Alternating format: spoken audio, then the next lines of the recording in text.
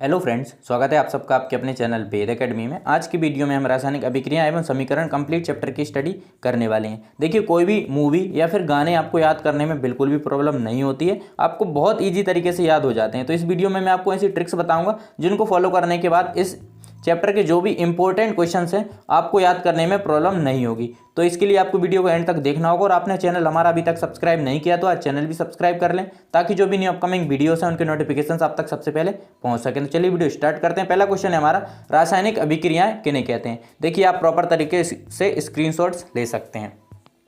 तो दो या दो से अधिक पदार्थ मिलकर एक या एक से अधिक नए गुणधर्म वाले पदार्थ का निर्माण करते हैं, रासायनिक अभिक्रियाएं कहलाती हैं। देखिए, गुणधर्म का मतलब होता है गुण, क्वालिटीज या फिर प्रॉपर्टीज। ये तो हमारी डेफिनेशन हो गई। डेफिनेशन से ज़्यादा चीज़ें क्लियर हुई नहीं होंगी आपको, तो मैं एक एग्जाम्पल बताता हूँ, इससे आपको सारी चीज़ें क्लियर हो जाएंगी। तो एग्जाम्पल है हमारा H+O2 मिलकर H2O बना रहे हैं। देखिए, हाइड्रोजन हमारा गैसीय अवस्था में है और ऑक्सीजन भी गैसीय अवस्था में है। सबसे पहले तो हाइड्रोजन की कुछ अलग गुण है, ऑक्सीजन के कुछ अलग गुण हैं। ये दोनों आपस में रिएक्ट करने के बाद एक नया ही प्रोडक्ट बना दे रहे हैं जो कि लिक्विड फॉर्म में है। देखिए, गैस ने अभिक्रिया करी और बना क्या दिया, प्रोडक्ट हमारा लिक्विड। तो रासायनिक अभिक्रिया क्या कहती है हमारी, दो या दो से अधिक पदार्थ मिलकर।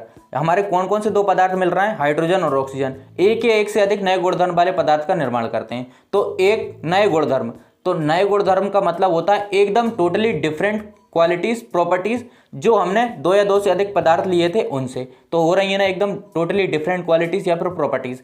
गैसीय अवस्था में थे, गैस ने मिलकर क्या बना दिया, लिक्विड बना दिया, तो एकदम चेंज हो गई चीज़ें। तो इस तरीके की जो चीज़ें होती हैं रासायनिक अभिक्रियाओं के अंतर्गत आती हैं। तो दो या दो से अधिक पदार्थ मिलकर एक या एक से अधिक नए गुणधर्म वाले पदार्थ का निर्माण करते हैं, रासायनिक अभिक्रियाएं कहलाती हैं। एक बार और समझ लीजिए। देखिए, हाइड्रोजन और ऑक्सीजन दोनों गैसीय अवस्था में है, ये दोनों अभिक्रिया कर क्या बना दे रही हैं, लिक्विड बना दे रही हैं। देखिए, गैस और लिक्विड दोनों की अलग अलग क्वालिटीज होंगी, अलग अलग प्रॉपर्टीज होंगी। तो हो गई हमारी रासायनिक अभिक्रिया। तो दो या दो से अधिक पदार्थ मिल रहे हैं यहाँ पर और एक नए गुणधर्म वाला पदार्थ बना रहे हैं जो कि हमारा वाटर है। तो ये हमारी रासायनिक अभिक्रिया का उदाहरण हो गया। देखिए, आई होप आपको डेफिनेशन अच्छे से समझ आई होगी। अब देखिए, रासायनिक अभिक्रिया में कौन कौन से एलिमेंट होते हैं, कौन से तत्व होते हैं, वो हम समझ लेते हैं कि रासायनिक अभिक्रिया किन किन चीज़ों से मिलकर बनी होती है। तो सबसे पहले तो रासायनिक अभिक्रिया की दो साइड होती हैं, एक होती है लेफ्ट हैंड साइड, एक होती है राइट हैंड साइड। देखिए, लेफ्ट हैंड साइड अभिकारकों को लिखा जाता है, अभी मैं आपको बताऊंगा अभिकारक क्या होता है और उत्पाद क्या होते हैं। और राइट हैंड साइड आपको उत्पाद लिखे होते हैं। जो हमारा एरो होता है वो हमारी रासायनिक अभिक्रिया की दिशा दर्शाता है। जो एरो का मुंह होता है उस तरफ हमारे उत्पाद होते हैं, या आप बोलें कि राइट हैंड साइड होता है अभिक्रिया का, और जो एरो की पूंछ होती है उस तरफ हमारे अभिकारक होते हैं, या आप बोल सकते हैं कि जो लेफ्ट हैंड साइड होता है अभिक्रिया का वो एरो की पूंछ की तरफ होता है। ये चीज़ें आपको क्लियर हो गई। उसके बाद ये प्लस क्यों लगाया जाता है, तो ये प्लस इसलिए लगाया जाता है, मान लीजिए H और O2 हमने साथ लिख दिया तो ये एक ही पदार्थ हो जाएगा। इसको सेपरेट करने के लिए हम बीच में प्लस लगाते हैं। अभी तो यहाँ पर दो हमारे पदार्थ हम ले रहे हैं, अगर 3 4 5 6 7 होते तो उन सब में हम प्लस प्लस प्लस प्लस लगाकर उनको सेपरेट कर देते। इतनी चीज़ें आपको क्लियर हो गई। तो अब हम देख लेते हैं कि अभिकारक क्या होते हैं और उत्पाद क्या होते हैं। तो अभिकारक ऐसे पदार्थ जो रासायनिक अभिक्रिया में भाग लेते हैं। रासायनिक अभिक्रिया में भाग लेने वाले पदार्थ हमारे अभिकारक कहलाते हैं। और उत्पाद कैसे पदार्थ होते हैं, ऐसे पदार्थ जिनका निर्माण अभिकारकों से मिलकर होता है। तो ये हमारे जो रासायनिक अभिक्रिया की लेफ्ट हैंड साइड होते हैं अभिकारक होते हैं, राइट हैंड साइड होते हैं उत्पाद होते हैं। आप ये चीज़ें आपको क्लियर हो गई होंगी। रासायनिक अभिक्रिया की डेफिनेशन और जो भी रासायनिक अभिक्रिया जिन चीज़ों में मिलकर बनी होती है वो सारी चीज़ें आपको क्लियर हो गई होंगी। अब हम देख लेते हैं कि जब भी रासायनिक अभिक्रिया होती है तो क्या क्या चेंजेस होते हैं। सबसे पहले अवस्था में परिवर्तन हो जाता है। देखिए, अवस्थाएं हमारी 4 तरीके की होती हैं, solid, liquid, gas and aqueous, ठोस, द्रव, गैस और प्लाज्मा। तो अवस्था में परिवर्तन हो जाता है। हमने एग्जाम्पल लिया था H+O2, दोनों जो हमारे अभिकारक थे वो गैसीय अवस्था में थे और मिलकर क्या बना रहे थे, लिक्विड। तो अवस्था में परिवर्तन हो गया, गैस से लिक्विड बन गया। दूसरा हमारा रंग में परिवर्तन हो जाता है, तीसरा गैस का उत्सर्जन होता है और चौथा है तापमान में परिवर्तन हो जाता है। अगर ये चारों परिवर्तन हो रहे हैं, चारों में से कोई एक हो रहा है, तो वहाँ पर हमारी रासायनिक अभिक्रिया होगी। तो दैनिक जीवन में होने वाली रासायनिक अभिक्रियाएं हम देख लेते हैं कौन कौन सी हम डेली लाइफ में रासायनिक अभिक्रियाएं देखते हैं। सबसे पहले लोहे पर जंग लगना, देखा होगा आपने। दूध से दही बनना, रोज आप घर में देखते होंगे। भोजन का पचना और सांस लेना, तो ये रासायनिक अभिक्रियाओं के एग्जाम्पल्स हैं। तो देखिए, रासायनिक अभिक्रिया से रिलेटेड अभी तक आपको जितने भी डाउट्स थे सारी चीज़ें मैंने एक एक करके क्लियर कर दी हैं। आई होप आपको ये सारी चीज़ें क्लियर हो गई होंगी। उसके बाद हम आ जाते हैं सेकंड पॉइंट है हमारा रासायनिक समीकरण। तो रासायनिक अभिक्रिया को रासायनिक समीकरण द्वारा लिखा जाता है। जो हमारी रासायनिक अभिक्रिया थी जिसको हमने H+O2 इस तरीके से लिखा था, तो रासायनिक अभिक्रियाओं को रासायनिक समीकरण के द्वारा लिखा जाता है। रासायनिक समीकरण में अभिकारकों और उत्पादकों के सूत्रों का इस्तेमाल किया जाता है। देखिए, हाइड्रोजन की जगह हमने H लिखा था, ऑक्सीजन की जगह हमने O2 लिखा था और पानी की जगह हमने H2O लिखा था। तो रासायनिक अभिक्रिया में अभिकारकों और उत्पादकों के सूत्रों का उपयोग किया जाता है। समझ गए आप? जो सूत्र होते हैं उनके साथ उनकी भौतिक अवस्था को भी दर्शाया जाता है। तो हम समझ लेते हैं कि भौतिक अवस्थाएं क्या होती हैं। तो पदार्थों के रंग, रूप, अवस्था, तापमान में परिवर्तन को हम भौतिक अवस्थाएं कहते हैं। तो भौतिक अवस्थाएं कितने तरीके की होती हैं? 4 तरीके की होती हैं। Solid, liquid, gas and aqueous. ठोस, द्रव और गैस और प्लाज्मा। तो देखिए, अगर आपका कोई भी पदार्थ ठोस अवस्था में है, सॉलिड अवस्था में है, तो उसके साथ S लिखेंगे हम। अगर लिक्विड अवस्था में है तो उसके साथ L लिखेंगे। अगर गैसीय अवस्था में है तो उसके साथ G लिखेंगे। और एक्वस अवस्था में है तो उसके साथ हम AQ लिखेंगे। तो रासायनिक समीकरण क्या होते हैं हम समझ लेते हैं एक बार और। तो रासायनिक समीकरण रासायनिक अभिक्रियाओं को लिखने की विधि होती है। रासायनिक समीकरण में अभिकारकों और उत्पादकों के सूत्र का इस्तेमाल किया जाता है। मैंने आपको एग्जांपल बता दिया। देखिए, हाइड्रोजन की जगह हम H लिख देंगे, ऑक्सीजन की जगह हम O2 लिख देंगे और पानी की जगह कर H2O लिख देंगे। ये हम क्यों लिखते हैं? मान लीजिए अभी तो ये छोटी सी अभिक्रिया हो रही है, हमने लिख दिया हाइड्रोजन प्लस ऑक्सीजन मिलकर क्या बना रहे हैं? पानी बना रहे हैं। जब बड़ी बड़ी अभिक्रियाएं होती हैं तो जो शब्द फॉर्म होता है, शब्द रूप में समीकरण हम लिख नहीं पाते, बहुत ज़्यादा लेंथी हो जाता है। तो उस प्रॉब्लम को आउटकम करने के लिए हमने क्या किया, जो रासायनिक अभिक्रियाएं हैं, जो अभिकारक हैं, उत्पाद हैं, उनके हमने सूत्रों को लिखना स्टार्ट किया। तो यही लिखना क्या कहलाता है? रासायनिक समीकरण कहलाता है। देखिए, सूत्रों के साथ उनकी भौतिक अवस्था को भी लिखा जाता है। मैंने आपको भौतिक अवस्थाएं क्लियर कर दी कौन कौन सी होती हैं। सॉलिड, लिक्विड, गैस और एक्वस।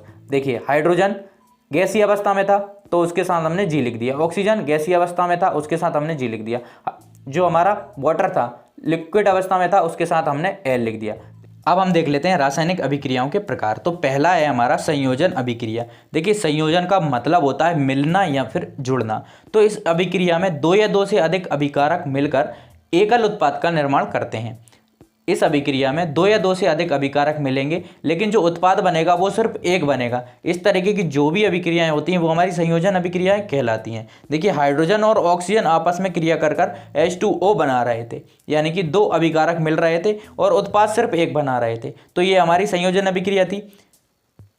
तो जो भी अभिक्रियाएं जिनमें 2 अभिकारक या 2 से ज़्यादा भी अभिकारक हो सकते हैं, लेकिन जो हमारा उत्पाद होगा वो सिर्फ एक होगा, ये कंडीशन है। जो उत्पाद होगा वो सिर्फ एक होगा। इस तरीके की जो भी अभिक्रियाएं होंगी हमारी संयोजन अभिक्रियाएं कहलाती हैं। तो इसको आप एक गाने के थ्रू याद रख सकते हैं, 2 दिल हैं हम एक जान है। 2 दिल यानी कि 2 अभिकारक, एक जान यानी कि एक उत्पाद। तो जो अभिक्रियाएं जिनमें 2 या 2 से अधिक अभिकारक मिलकर एक उत्पाद का निर्माण करते हैं हमारी संयोजन अभिक्रियाएं कहलाती हैं। देखिए, एग्जांपल था हाइड्रोजन और ऑक्सीजन मिलकर H2O बना रहे हैं। इनके साथ हम इनकी भौतिक अवस्था भी लिख देंगे। हाइड्रोजन गैसीय अवस्था में है, ऑक्सीजन गैसीय अवस्था में है और लिक्विड अवस्था में है हमारा वाटर। तो जो भी अभिक्रियाएं जिनमें 2 या 2 से अधिक अभिकारक मिलकर एक उत्पाद का निर्माण करेंगे हमारी संयोजन अभिक्रियाएं कहलाएंगी। उसके बाद हमारी आ जाती हैं वियोजन अभिक्रियाएं। वियोजन अभिक्रिया को अवघटन अभिक्रिया भी कहा जाता है। इसको आपको याद रखना है। आपको बोर्ड एग्जाम में ये भी आ सकता है कि अभिघटन अभिक्रिया लिखिए, तो उसकी जगह पर आपको वियोजन अभिक्रिया लिखना है। वियोजन का मतलब क्या होता है? टूटना या फिर बिछुड़ना। तो जो वियोजन अभिक्रिया होती है वो जस्ट अपोजिट होती है संयोजन अभिक्रिया के। संयोजन में क्या होता था? 2 या 2 से अधिक अभिकारक मिलते थे, 2 या 2 से अधिक अभिकारक मिलकर एक उत्पाद का निर्माण करते थे। लेकिन जो वियोजन अभिक्रिया होती है उसमें जो एक अभिकारक होता है वही टूटकर 2 या 2 से अधिक उत्पादों का निर्माण कर देता है। तो डेफिनेशन याद करने की जरूरत भी नहीं है, जस्ट आपको अपोजिट कर देना है संयोजन अभिक्रिया का, तो वियोजन अभिक्रिया आपको याद हो जाएगी। एक अभिकारक टूटकर 2 या 2 से अधिक उत्पादों का निर्माण कर देता है। एग्जाम्पल हमने देख लिया। एग्जाम्पल क्या है हमारा? CaCO3 यानी कि कैल्शियम कार्बोनेट में जब ऊष्मा प्रवाहित की जाती है तो वो कैल्शियम ऑक्साइड और कार्बन डाइऑक्साइड में बदल जाता है। तो इस तरीके की जो अभिक्रिया होगी वो हमारी वियोजन अभिक्रिया कहलाती है। देखिए, हमने इनके साथ इनकी भौतिक अवस्था भी लिख दी है। जो कैल्शियम कार्बोनेट होगा वो हमारा टूटकर कैल्शियम ऑक्साइड और कार्बन डाइऑक्साइड में बदल जाएगा। उसके बाद वियोजन अभिक्रिया 3 प्रकार की होती हैं। सबसे पहला है हमारा ऊष्मीय वियोजन। देखिए, और जो एरो लगा होता है, एरो के ऊपर जो भी चीज़ लिखी होती है उसका मतलब होता है जो हमारी रासायनिक अभिक्रिया हो रही है उस चीज़ की उपस्थिति में हो रही है। देखिए यहाँ पर ऊष्मा लिखा है तो जो हमारी रासायनिक अभिक्रिया है ऊष्मा की उपस्थिति में हो रही है। यहाँ पर विद्युत धारा लिखा हुआ है तो जो हमारी रासायनिक अभिक्रिया है वो विद्युत धारा की उपस्थिति में हो रही है। और जो अगर यहाँ पर सूर्य का प्रकाश लिखा है तो जो हमारी रासायनिक अभिक्रिया है वो सूर्य के प्रकाश की उपस्थिति में हो रही है। तो पहला वियोजन अभिक्रिया का प्रकार है हमारा ऊष्मीय वियोजन। देखिए नाम से स्पष्ट है, ऊष्मीय वियोजन, अभिकारक को ऊष्मा द्वारा वियोजित किया जाएगा। सिंपल सी बात है, नाम से एकदम स्पष्ट है कि जहां भी अभिकारकों को ऊष्मा के द्वारा वियोजित किया जाएगा, हमारी ऊष्मीय वियोजन का एग्जाम्पल वो होगा। CaCO3 में जब ऊष्मा प्रवाहित की जाएगी तो CaO + CO2 में वो कन्वर्ट हो जाएगा। उसके बाद हमारा वैद्युत वियोजन, ये भी नाम से एकदम स्पष्ट है, वियोजन होगा विद्युत धारा की वजह से, तो वो हमारी विद्युत वियोजन अभिक्रिया कहलाएगी। अभिकारकों को विद्युत धारा द्वारा वियोजित किया जाता है तो वो हमारी विद्युत वियोजन अभिक्रिया कहलाती है। देखिए जब हाइड्रोजन और ऑक्सीजन मिलकर पानी बना रहे थे और इसको हमको अपोजिट कर देना है, जब हम जो पानी हमारा उसको विद्युत धारा की उपस्थिति में विद्युत धारा उसमें प्रवाहित करेंगे तो हाइड्रोजन और ऑक्सीजन में वह टूट जाएगा, बदल जाएगा। तो ये अभिक्रिया कौन सी होगी, हमारी विद्युत वियोजन होगी। उसके बाद थर्ड प्रकार हमारा आ जाता है प्रकाशीय वियोजन। तो जब अभिकारक सूर्य के प्रकाश से वियोजित होते हैं तो वहाँ हमारा प्रकाशीय वियोजन होता है। देखिए एरो के ऊपर सूर्य का प्रकाश, यानी कि जो अभिक्रिया हो रही है वो सूर्य के प्रकाश की उपस्थिति में हो रही है। AgCl सूर्य के प्रकाश की उपस्थिति में अभिक्रिया कर कर Ag और Cl में कन्वर्ट हो जाता है। Ag हमारा सॉलिड अवस्था में होगा और Cl हमारा गैस अवस्था में होगा। इनके साथ हमने इनकी भौतिक अवस्था भी लिख दी। तो वियोजन अभिक्रिया होती है वो 3 प्रकार की होती है। वियोजन का मतलब होता है टूटना या फिर बिछुड़ना। जहाँ भी हमारा एक अभिकारक मिलकर 2 या 2 से अधिक उत्पादों में कन्वर्ट हो जाएगा वो हमारी वियोजन अभिक्रिया होगी। वियोजन अभिक्रिया 3 प्रकार की होती हैं। ऊष्मीय वियोजन, जब हमारा वियोजन ऊष्मा की उपस्थिति में होगा ऊष्मीय वियोजन कहलाएगा। दूसरा वैद्युत वियोजन, जब हमारा वियोजन विद्युत धारा की उपस्थिति में होगा तो वैद्युत वियोजन कहलाएगा। तीसरा है हमारा प्रकाशीय वियोजन, जब हमारा वियोजन अभिकारकों का जो वियोजन होगा वो प्रकाश की उपस्थिति में होगा तो हमारा प्रकाशीय वियोजन कहलाता है। उसके बाद हमारा तीसरा प्रकार आ जाता है विस्थापन अभिक्रिया। देखिए विस्थापन का मतलब होता है एक चीज़ दूसरी चीज़ को हटाकर उसकी जगह पर आ जाना, विस्थापन कहलाता है। तो इस अभिक्रिया में अधिक क्रियाशील तत्व कम क्रियाशील तत्व को हटा देते हैं और उसकी जगह ले लेते हैं। देखिए अब आपको अधिक क्रियाशील तत्व कहाँ से पता चलेगा और कम क्रियाशील तत्व कहाँ से पता चलेगा, तो आपकी बुक में एक सारणी दी हुई है, उसमें आपको चीज़ें समझ आ जाएंगी। उसके बाद हम एग्जाम्पल से समझने की कोशिश करते हैं। Fe और CuSO4 अभिक्रिया कर कर FeSO4 और Cu बनाता है। देखिए अब Fe यहाँ से Cu को हटा देगा क्योंकि Fe जो लोहा होता है वो ज़्यादा क्रियाशील तत्व होता है कॉपर की अपेक्षा। तो ये Fe इसको भगा देगा, हड़काएगा और भगा देगा कि भाई मेरा यहाँ पर स्थान है, तेरी कोई ज़रूरत नहीं है, मुझे SO4 के साथ रहना है, तू भाग यहाँ से। तो उसको भगा देगा और खुद यहाँ पर आ जाएगा। अब बेचारा जो Cu बचा है वो अकेला सा चुपचाप पीछे चला जाएगा अभिक्रिया के, भाई मेरा तो कुछ है ही नहीं, अब मैं अकेला बचा हूँ क्या करूँ। बस हो गई हमारी अभिक्रिया। जो अधिक क्रियाशील तत्व होगा वो कम क्रियाशील तत्व को हटा देगा। जो Fe है हमारा लोहा है, आयरन है, वो अधिक क्रियाशील होता है कॉपर की अपेक्षा। तो Fe कॉपर को हटाकर उसकी जगह ले लेगा। तो ये अभिक्रिया हमारी कौन सी कहलाएगी, विस्थापन अभिक्रिया कहलाएगी। देखिए विस्थापन का मतलब होता है एक चीज़ को कोई चीज़ हटाकर उसकी जगह पर आ जाना, विस्थापन कहलाता है। तो Fe एंड CuSO4 अभिक्रिया कर कर FeSO4 और Cu बनाता है। तो Fe यहाँ से Cu को भगा देगा, क्यों, Fe बोलेगा कि भाई मुझे SO4 के साथ रहना है, तू भाग यहाँ से, तेरा कोई काम नहीं है, और अगर तू नहीं भागेगा तो मैं तुझे मार पीट कर भगा दूंगा। तो खुद ब खुद भाग जाता है Cu कि भाई पिटना क्या है, खुद ब खुद निकल जाए यहाँ से, तो अपने आप निकल जाता है। तो इस तरीके की जो अभिक्रिया होगी विस्थापन अभिक्रिया। रासायनिक अभिक्रियाओं का चौथा प्रकार है हमारा द्विस्थापन अभिक्रिया। देखिए नाम से एकदम स्पष्ट है, जहाँ भी विस्थापन 2 बार होगा वो हमारी द्विस्थापन अभिक्रिया होगी। एक एग्जाम्पल से हम समझने की कोशिश करते हैं यहाँ पर।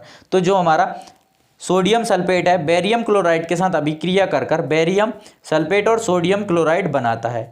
देखिए जो बेरियम है यहाँ से Na को भगा देगा और खुद SO4 के साथ आकर अपना परिवार बसा लेगा, क्योंकि जो बेरियम होता है वो अधिक क्रियाशील तत्व होता है सोडियम की अपेक्षा। तो एक बार विस्थापन हो गया हमारा, बेरियम ने Na को हटाकर एक बार विस्थापन कर दिया। दूसरा बेरियम यहाँ से निकल गया, अब Na बचा, तो Na अपना पार्टनर ढूंढ रहा था कि भाई मेरे जैसा कोई मिल जाए, तो उसको Na मिल गया, तो Na ने Cl के साथ मिलकर अपना परिवार बसा लिया। तो एक बार फिर से विस्थापन होगा, तो हमारा 2 बार विस्थापन यहाँ पर हो गया। पहला विस्थापन कब हुआ, जब हमारा बेरियम ने Na को हटा दिया और खुद Na की जगह पर पहुंच गया, यानी कि सोडियम की जगह पर बेरियम पहुंच गया, तो एक बार विस्थापन होगा। दूसरा विस्थापन, जब बेरियम ने जगह खाली कर दी थी वहाँ, तो Na बेचारा एक पार्टनर ढूंढ रहा था कि कोई तो मिल जाए मुझे, तो वो Na ने उसको बुला लिया कि भाई तू मेरे पास आ जा, अपन दोनों मिलकर परिवार बना लेते हैं, तो वो उसके पास पहुंच गया। तो 2 बार विस्थापन हो गया हमारा। तो इस तरीके की जो अभिक्रिया होगी वो हमारी द्विविस्थापन अभिक्रिया होगी। समझ में आ गया आपको? एक बार और मैं आपको समझा देता हूँ क्लियर तरीके से। देखिए, बेरियम ज़्यादा क्रियाशील तत्व है, तो बेरियम ने Na को हटा दिया और खुद ने SO4 के साथ अपना परिवार बसा लिया। तो एक बार जब Ba ने Na को हटा दिया तो क्या होगा, एक बार विस्थापन होगा। अब देखिए, Na अकेला घूम रहा था, Cl अकेला घूम रहा था, दोनों को पार्टनर की जरूरत थी, तो Cl ने Na को बुला लिया और Ba तो भाग ही गया था वहाँ से, तो एक बार विस्थापन यहाँ पर हो गया, तो 2 बार हो गया हमारा, NaCl बन गया। तो इस तरीके की जो अभिक्रिया होंगी जिनमें विस्थापन 2 बार होगा, द्विविस्थापन अभिक्रियाएं कहलाएंगी। रासायनिक अभिक्रियाओं का 5वां प्रकार होता है उपचयन या अपचयन अभिक्रिया, जिनको रेडॉक्स अभिक्रिया भी कहा जाता है। तो उपचयन अभिक्रिया हम समझ लेते हैं, पदार्थ में ऑक्सीजन का जुड़ना या फिर हाइड्रोजन की कमी हो जाना, 2 चीज़ों में से कोई एक चीज़ होगी, या तो ऑक्सीजन जुड़ेगी या फिर हाइड्रोजन की कमी हो जाएगी। तो वो अभिक्रियाएं कौन सी होंगी, हमारी उपचयन अभिक्रियाएं होंगी। अपचयन अभिक्रिया क्या होती है, पदार्थ में हाइड्रोजन का जुड़ना या ऑक्सीजन का कम हो जाना, तो 2 में से कोई भी एक चीज़ होगी, तो वहाँ हमारी कौन सी अपचयन अभिक्रियाएं होंगी। तो सबसे पहले ऑक्सीजन का कम हो जाना क्या होगी, हमारी अपचयन अभिक्रिया। हमने एक एग्जाम्पल लिया, CuO प्लस H2 अभिक्रिया कर Cu प्लस H2O बना रहा है, तो ऑक्सीजन का कम होना कौन सी अभिक्रिया होती है, अपचयन अभिक्रिया होती है। तो यहाँ पर कॉपर के साथ ऑक्सीजन लिखा हुआ था, लेकिन ये ऑक्सीजन को हटा देगा, रिड्यूस कर देगा, तो यहाँ पर Cu बन गए। तो ये हमें अभिक्रिया कौन सी, अपचयन अभिक्रिया का उदाहरण है। यहाँ पर देखिए, ऑक्सीजन का ह्रास हो रहा है, ऑक्सीजन की कमी हो रही है। यहाँ पर ऑक्सीजन था इसके साथ नहीं है, तो ये अभिक्रिया कौन सी अभिक्रिया का उदाहरण है, हमारा अपचयन अभिक्रिया का उदाहरण है। देखिए, H2 के पास ऑक्सीजन नहीं थी, तो ऑक्सीजन का जुड़ना क्या कहलाता है, हमारा उपचयन अभिक्रिया कहलाता है। तो H2 ने ऑक्सीजन की गेन कर लिया, तो क्या हो गई, H2O हो गया। तो यहाँ पर H2 के साथ O जुड़ गया, तो जहाँ भी पदार्थ में ऑक्सीजन जुड़ेगा वो हमारी उपचयन अभिक्रिया होगी। देखिए, एक बार हम फिर से और समझ लेते हैं। देखिए, CuO के साथ जब अभिक्रिया हाइड्रोजन करता है तो Cu एंड H2O बना लेता है। तो देखिए, यहाँ पर Cu के साथ ऑक्सीजन था, लेकिन यहाँ पर उसने ऑक्सीजन को भगा दिया, ऑक्सीजन का ह्रास हो गया, ऑक्सीजन की कमी हो गई। तो ये अभिक्रिया हमारी अपचयन अभिक्रिया होगी, जहाँ भी ऑक्सीजन की जो होगा कमी होगी या फिर ह्रास होगा, अपचयन अभिक्रिया होगी। देखिए, हाइड्रोजन के पास यहाँ पर ऑक्सीजन नहीं था, लेकिन यहाँ से उसने हाइड्रोजन ने ऑक्सीजन की जुगाड़ कर ली, कहीं से उसमें ऑक्सीजन जुड़ गया, तो जो अभिक्रिया जिसमें ऑक्सीजन जुड़ जाएगा वो हमारी उपचयन अभिक्रिया कहलाएगी। ये एग्जाम्पल आपके लिए मैंने दे दिया, एक ही एग्जाम्पल में दोनों चीज़ें आपको क्लियर हो गई। उसके बाद दूसरा एग्जाम्पल है, दूसरा एग्जाम्पल हम समझ लेते हैं। जब ZnO प्लस C अभिक्रिया करता है, Zn प्लस CO बनाता है। देखिए, ऑक्सीजन की कमी हो जाना क्या कहलाता है, हमारा ऑक्सीजन की कमी कहलाना हो जाना हमारा उपचयन अभिक्रिया कहलाता है, अपचयन अभिक्रिया कहलाता है। तो Zn के पास ऑक्सीजन था, Zn ने ऑक्सीजन रिड्यूस कर दिया, ऑक्सीजन की कमी हो गई यहाँ पर, तो ये हमारा अपचयन अभिक्रिया का उदाहरण हो गया। देखिए, ये कार्बन के पास ऑक्सीजन नहीं था, यहाँ पर कार्बन के साथ ऑक्सीजन हो गया, तो ये अभिक्रिया हमारी कौन सी हो गई, उपचयन अभिक्रिया हो गई। तो यहाँ भी ऑक्सीजन जुड़ जाए या फिर हाइड्रोजन कम हो जाए, उपचयन अभिक्रिया होगी। जहाँ भी हाइड्रोजन जुड़ जाए या फिर ऑक्सीजन कम हो जाए, वहाँ हमारी अपचयन अभिक्रिया होगी। नेक्स्ट टॉपिक है हमारा संक्षारण। तो जब कोई धातु अपने आसपास अम्ल या फिर नमी, आर्द्रता का मतलब होता है नमी, के संपर्क में आती है तो संक्षारित हो जाती है। इस प्रक्रिया को हम क्या कहते हैं, संक्षारण कहते हैं। जब भी कोई वस्तु अपने आसपास अम्लों के संपर्क में आएगी या फिर नमी के संपर्क में आएगी तो वो संक्षारित हो जाएगी। इस प्रक्रिया को हम क्या कहते हैं, संक्षारण कहते हैं। देखिए, एग्जाम्पल समझिए आप, चांदी पर काली परत चढ़ना। जब भी आप मार्केट से चांदी की पायल या फिर कोई भी आइटम खरीद के लाएंगे तो आप देखेंगे कुछ टाइम के बाद उन पर काली परत चढ़ने लगती है, तो ये हमारा संक्षारण का एग्जाम्पल है। दूसरा है लोहे में जंग लगना, यह भी संक्षारण का एग्जाम्पल है। तो संक्षारण क्या होता है? जब कोई धातु अपने आसपास अम्लों या फिर नमी के संपर्क में आती है तो संक्षारित हो जाती है। इस प्रक्रिया को हम संक्षारण कहते हैं। चांदी पर परत चढ़ना या फिर जमना, लोहे में जंग लगना संक्षारण के एग्जाम्पल होते हैं। देखिए अब ये जंग का फॉर्मूला होता है हमारा Fe2O3XH2O। देखिए ये आपको ऑब्जेक्टिव में पूछा जा सकता है कि जंग का फॉर्मूला क्या होता है, तो क्या होता है Fe2O3XH2O। अब आप बोलेंगे कि यहाँ पर X क्या शो कर रहा है? X का मतलब है नमी। देखिए जितनी नमी होगी उतने ज़्यादा पानी के अणु होंगे। 2, 3, 4, 5, 6, 7, 8 कितने भी अणु हो यहाँ पर हो सकते हैं। X रिप्रेजेंट कर रहा है हमारे पानी के अणुओं को, ठीक है। अगर नमी बढ़ती जाएगी तो यहाँ पर X की संख्या बढ़ती जाएगी। X हमारा 3, 4, 5, 6, 7, 8 हो सकता है। नमी बढ़ेगी तो X की वैल्यू बढ़ेगी, ये आपको याद रखना है। जितनी नमी होगी उतनी ज़्यादा X की वैल्यू होगी। तो आपको ऑब्जेक्टिव में ये क्वेश्चन पूछा जा सकता है कि जंग का फॉर्मूला क्या होता है। तो जंग का फॉर्मूला होता है हमारा Fe2O3XH2O। उसके बाद हमारा नेक्स्ट क्वेश्चन है विकृत गंध्यता। तो तेल या वसा युक्त सामग्री लंबे समय तक रखे जाने पर उनके स्वाद और गंध में परिवर्तन विक्रय गंध्यता कहलाता है। जो भी तेल या वसा युक्त सामग्री होती है उसको जब हम ज़्यादा समय तक रखते हैं तो उसके स्वाद और गंध में परिवर्तन हो जाता है, वो हमारा विकृत गंध्यता कहलाता है। देखिए ये आप करके देख सकते हैं, विक्रय गंध्यता समझ सकते हैं। बस आपको 5 रुपये खर्चा करना पड़ेंगे। आप कोई भी कुरकुरे या फिर लेस का पैकेट खरीदें, आप लेकर आएँ, तुरंत उसमें से 2-3 चिप्स खा लें, उसके बाद उसको रख दें कुछ दिनों के लिए, कुछ घंटों के लिए। तो आप जब उनका टेस्ट करोगे तो उनका स्वाद भी परिवर्तित आएगा और गंध में भी आपको परिवर्तन देखने को मिलेगा। तो ये हमारी प्रोसेस होती है, वो क्या कहलाती है? विकृत गंध्यता कहलाती है। आपको सिर्फ 5 रुपये खर्चा करना पड़ेंगे, आप विक्रय गंध्यता समझ जाएंगे अच्छी तरीके से। उसके बाद इसका प्रमुख कारण है कि तेल या वसायुक्त वस्तुएं अपचयित हो जाती हैं। देखिए अपचयन होता है तब क्या होता है? ऑक्सीजन की मात्रा बढ़ जाती है जिससे उनके स्वाद और गंध में परिवर्तन हो जाता है। तो ये प्रोसेस हमारी विक्रय गंध्यता, विकृत गंध्यता कहलाती है। देखिए जो अब आप बोल रहे होंगे कि जो भी आप पैकेट वाले प्रोडक्ट्स खाते हैं उनमें ऐसा क्यों नहीं होता है? तो उनमें ऐसा इसलिए नहीं होता है, उनमें नाइट्रोजन गैस भरी जाती है जिससे जो सक्रियता होती है ऑक्सीजन की उसको वो कम कर देती है, रिड्यूस कर देती है, और वो चीज़ें कई समय तक वैसी की वैसी बनी रहती हैं। उनके ना तो स्वाद में परिवर्तन होता है ना उनके गंध में परिवर्तन होता है। तो विकृत गंध्यता क्या होता है? तेल या वसायुक्त सामग्री लंबे समय तक रखी जाती है तो उसके स्वाद और गंध में परिवर्तन हो जाता है। ऐसा इसलिए होता है क्योंकि जो तेल और वसायुक्त वस्तुएं होती हैं वो अपचयित हो जाती हैं। अपचयन का मतलब क्या होता है? ऑक्सीजन की मात्रा उनमें बढ़ जाती है। तो अगर आपको इसको रिड्यूस करना है, इस इफेक्ट को, तो आपको नाइट्रोजन गैस भरनी पड़ेगी। जो भी आप प्रोडक्ट यूज़ करते हैं, जो पैकेट में आते हैं, जो लंबे समय तक चलते हैं, उनमें नाइट्रोजन गैस भरी जाती है ताकि विकृत गंध्यता को रिड्यूस किया जा सके। आई होप आपको वीडियो पसंद आई होगी। अगर आपको वीडियो पसंद आई है तो वीडियो को लाइक, शेयर एंड चैनल को सब्सक्राइब जरूर करें। एंड तक हमारे साथ बने रहने के लिए धन्यवाद।